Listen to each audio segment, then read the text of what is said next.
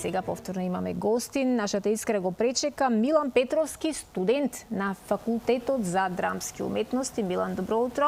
Добро утро. И ми е драго што отварате теми кои ги тангираат и младите луѓе, иако нашата публика е Искра повозрастна, ама па сите тие имаат внуци, деца, внуци, да. Да. И нека станат и младите порано да слушнат, ако ги интересира нивната иднина, така? Колку медиумите дозволуваат креативен израз на младите луѓе. Да, Милан е, како што рече, студент на ФДУ, но и иден актер. Одлично. Така што сега да му земеме ние автограмче за ујде. Јас веќе го запаметив така, направив на фотографија на мојата меморија и верувам дека ќе се гордеам со него и во иднина. И дека допрва ќе го гледаме. Добро утро, Милан. Добро утро. Добро ни дојде. Добро ве најдов пред себе, благодарам за поканата. Навистина многу ми е чест што гостувам овде што ме поканивте. Јас одма ќе те прашам, мислам, ни гостуваат разни студенти од различни факултети, но секогаш е интересно кога станува збор за еден ваков факултет. Особено што не само што ќе станеш актер, туку ќе станеш и звезда во иднина. Така, едно со друго си оди.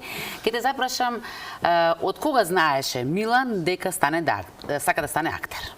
Па, вака, јас уште од мал гледам филмови, пратев театар во Куманово, имам еден фестивал убав Денови на комедија и ги гледавме сите представи. Валја таа љубов моите ми ја пренесо уште од 5 години.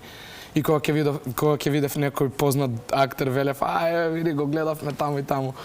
И потоа, јас во некој, една приказна која што не многу луѓе ја знаат, на некои мои 14-15 години добив страв да ме гледаат луѓето. Поточно, непријатно ми беше да ме гледаат луѓето. И си реков, ајде ќе пробам да излезам на сцена во аматерско драмско. Да ја разбиеш тремата на некој начин? Да станам посамуверен како човек. И таму режисерка ни беше Драгана Гунин, огромен поздрав до неа. И таа ми ја пренесе својата љубов спрема тоа. Јас одлучив дека ќе станам актер на некои 17 години, откако видов како убаво се чувствувам на сцена и колку го засакав тоа дека сакам да пренесам порака на луѓето. Значи, на некој начин тоа беше одлучувачки клучниот момент, но ме интересира, ги спомена и твоите. Не сите родители се воодушевени со тоа детето кој ќе ми каже дека сака да стане актер, глумец. Како реагираат твоите? Моите ми дадоа потполна подршка, онака баш сите беа оди на тоа што го сакаш, оди на тоа што те прави среќен и немој да се мислиш, навистина само одлучи. Размисли убаво, но сепак само одлучи, нема ти се мешаме. Милан, ова утро си овде за на некој начин да им ги отвориш портите на они други млади луѓе кои што можеби не се осмелиле, а како што видиш да ги направиш среќен со запишувањето на твојот факултет. Ајде малку да ни го доловиш твојот факултет. Какво место е тоа? Мојот факултет е многу интересно место. Така, мали бараки, жолти, но имаат некоја душа, имаат некој драж. Се гледа дека има местото многу приказни во него. Многу луѓе би раскажале приказни за тоа место. Имаме академска сцена на која што ги играме нашите испити. Често таму прикажуваме филмови. До вчера имавме еден фестивал Hi-Fi филмски, кој што заврши вчера и беше многу интересен. Често имаме журки во бифето. И едукативни. Секакви. Добро, ма сигурно разговорите и на тие забави се водат околу вашава професија, така? Па да, знае да биде и за тоа, но не могу. Се обидов да го ублажам некако, добро. Како изгледа еден обичен ден на твојот факултет? Кога започнува, има ли крај? Има крај. Има крај, фала Богу, има крај. Стануваме наутро во 8, пијам кафе и одам на факултет во 9 најчесто, освен во понеделник сме покасно од 10:45. Тука имаме 3 или 4 предавања врзани едно по друго со по некои 15-20 минути пауза. Потоа имаме една подолга пауза и имаме актерска игра, тоа ни е најважниот предмет, од кој спремаме представа, односно даваме испит секој семестар. И тоа е нашиот најважен предмет, односно сите други предмети се насочени кон тој. Да ни помагаат. И тука пробите знаат да траат и до подоцна, но сепак со обзир на тоа колку си ја сакаме професијата, не ни е проблем да останеме и до подоцна. Така да знаеме и да остануваме до 12, до 1, до 2, ако е потребно некое решение за некоја сцена, ако сме кнап со време. Те гледам дека со љубов зборуваш, но сигурно си има свои предизвици, си има и добри и лоши страни. Кои се најголемите предизвици за еден студент на ФДУ, за да знаат на што да се подготват едните студенти? Па предизвици... На што се треба да бидат спремни? Секој си има свои различни. Не знам, пример, мене овој семестар ми беше доста голем предизвик тоа што работевме со тело и тоа што треба да го стегнеш своето тело. А на што уште треба да бидат спремни тоа дека, пример, можеби не секој глумец останува вработен на крај, дека мора да имаат огромна волја за да се бават со нештото, затоа што ако не најдеш веднаш работа, мораш сам да направиш дали свој театар, дали да одиш по едно, по друго место, да бараш, мораш да се бориш. Како се ја развивате таа актерска игра? Предпоставувам дека имате многу повеќе пракса отколку теорија. Да, ние на факултетот имаме 8 предмети по семестар, 2 се теорија, 8 се пракса. Имаме пример актерска игра пред камера, тие се двата различни, еден е за на филм, друг е за во театар. Имаме сценски говор, техника на глас, каде што го вежбаме гласот, сценски движења и танци за освестување на телото. И се надевам дека не заборавив никој. Да. И двата теорија ни се македонски јазик и историја на светска драма и театар. Тој моментот секогаш ми бил интересен затоа што вака одстрана гледано си мислиме глума си е глума. Но колку се разликува и таа театарската глума од филмската, од пред камера? Огромна разлика. Во што, како би ни ја доловил? Тоа што филмската глума е многу минимална, многу помалку експресии треба.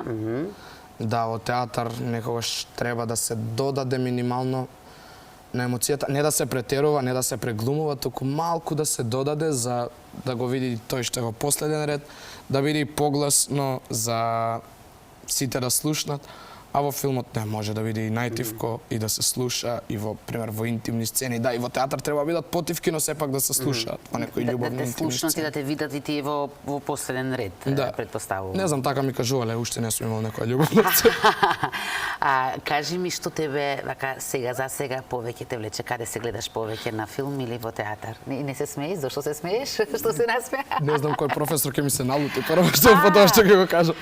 Значи треба некако дипломатски да одговориме. Да, се шалам. Па не знам, можеби во двете треба креативност, да, можеби од еден актер повеќе треба во театар. Но мене лично поинтересно морам да признам дека ми е филм. Да. Ја спомена креативноста, како се вежба креативност? Дали тоа нешто што едноставно или си креативен или не си, или напротив може да се научи? Може да се вежба, може да се научи.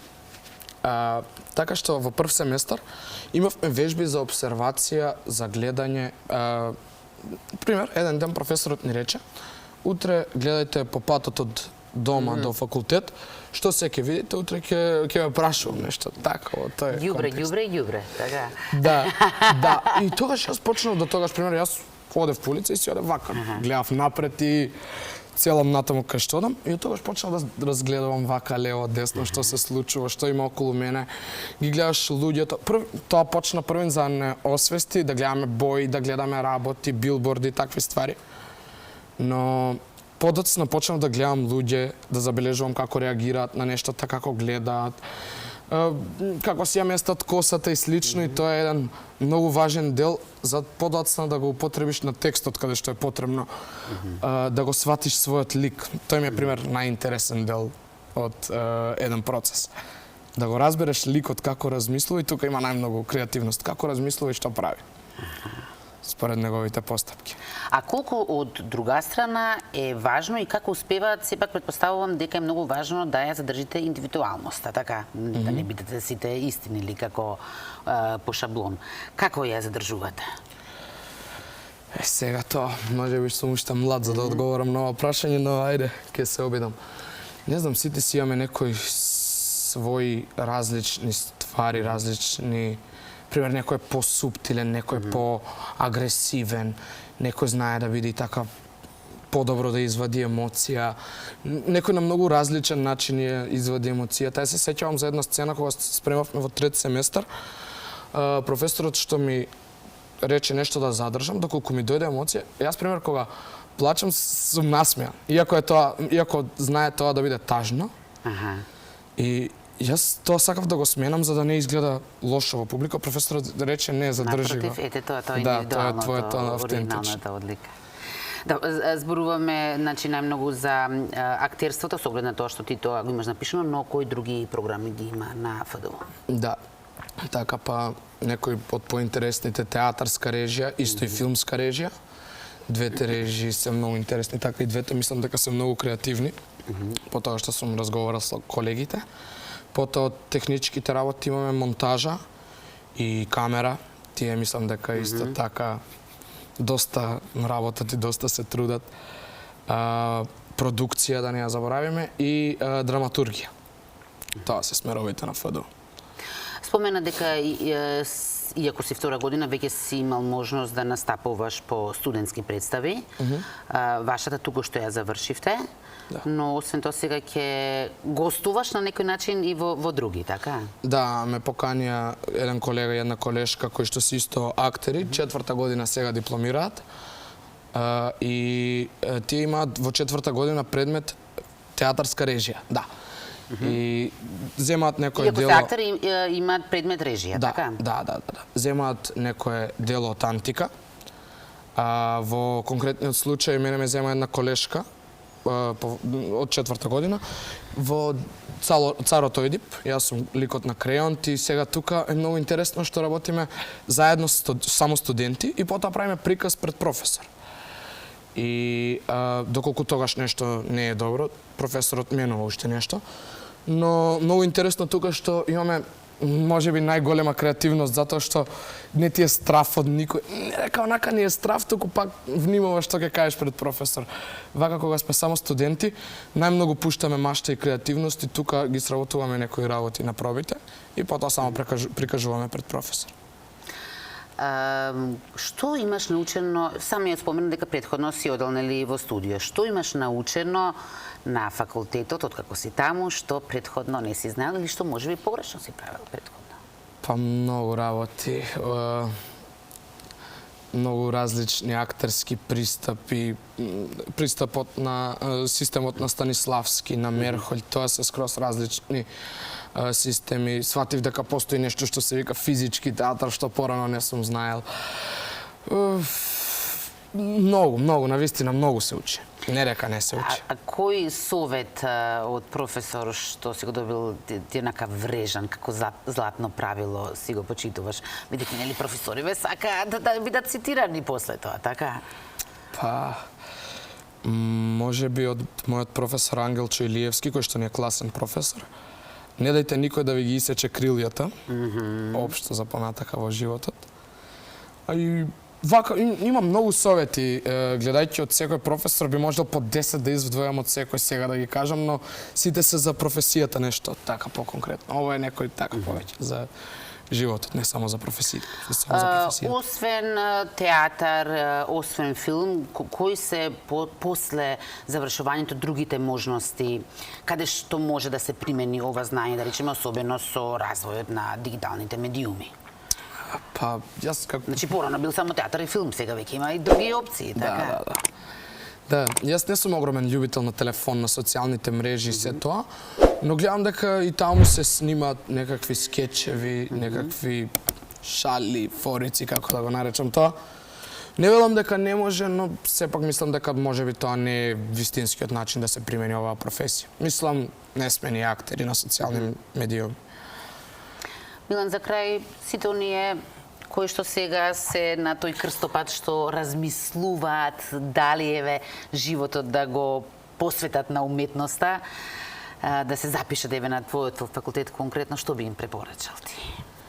Па, да размислат убаво би им препорачал, доколку сигурно го сакаат нештото, доколку имаат некоја порака да и пружат на јавноста, слободно нека го изберат тоа и само да имаат волја и да тераат напред, да газат јако, да речеме.